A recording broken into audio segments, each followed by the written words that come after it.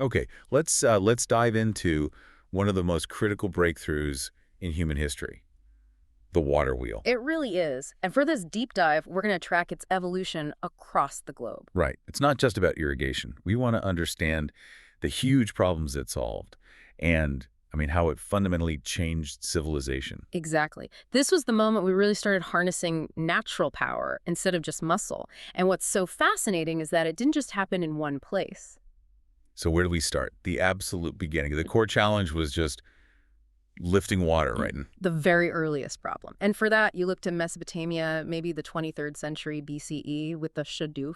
Which was really just a lever, a counterweighted pole. It was super simple, but also super exhausting and entirely manual. You get tired, the water stops. So the first real technical problem to solve was making it continuous, not just lift, pause, lift. Precisely. And that breakthrough comes much later in Ptolemaic Egypt with the sakia. It used an animal-powered chain of pots. That's a huge leap. Suddenly you have a constant flow. A constant flow, yes. But it's still running on bioenergy. You still need that ox plodding in a circle all day. Okay, so that sets the stage for Rome. Because if the Egyptians solved consistency, what did the Roman engineers do that turned this from a farming tool into an industrial powerhouse? They solved the problem of speed and power conversion. Speed, what do you mean? Well, think about it. A river turns a wheel at a slow, steady pace. That's fine for lifting water, but it's terrible for something like grinding grain. You need speed for that. I see, so the slow turn of the wheel wasn't enough. Not at all. Their innovation, which Vitruvius writes about around the 1st century BCE, was the vertical axis water wheel with gears. Gears. That's the game changer. That is the game changer. They could use a transmission system, often a 1-to-5 ratio, to turn that slow, heavy power of the river into high-speed rotational energy for a grindstone. And that's what unlocks industrial scale, right? Absolutely. Just look at the Barbergal watermills in France a few centuries later. We're talking about a massive complex. And what was the output? Something like 28 tons of grain daily. Enough flour to feed a city of over 12,000 people. It was a factory powered by water. Incredible. So while Rome is mastering gears in the West, what's happening over in China?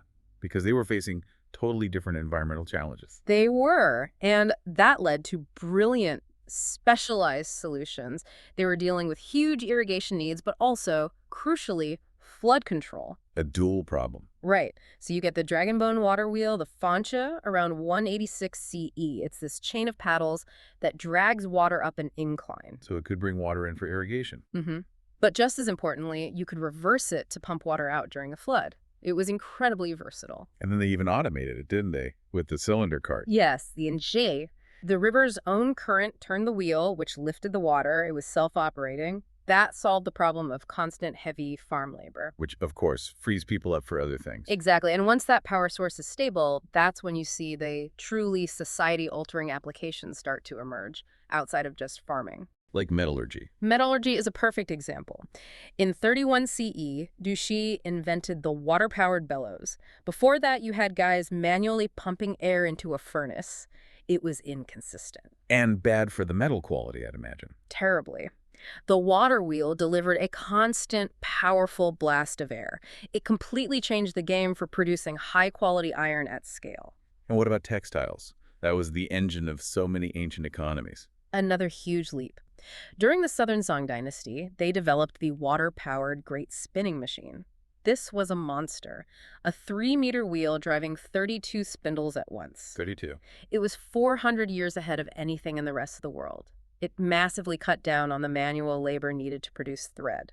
So when you zoom out, the water wheel is really about this first great energy conversion in human history, from muscle power to natural power. That's the big takeaway. It's the shift from bioenergy to natural energy that allows for scale, for urbanization, and for the kind of trade you saw along routes like the Silk Road. It's a foundational technology. I think the real legacy, though, is more than just mechanical advantage. It's about a technology that works with nature, not against it.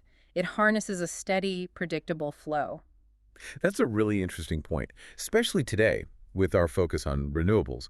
So here's a final thought. What lessons can we draw from these ancient designs, ones that achieve so much by embracing a kind of harmony with nature as we try to develop our own sustainable energy systems for the future?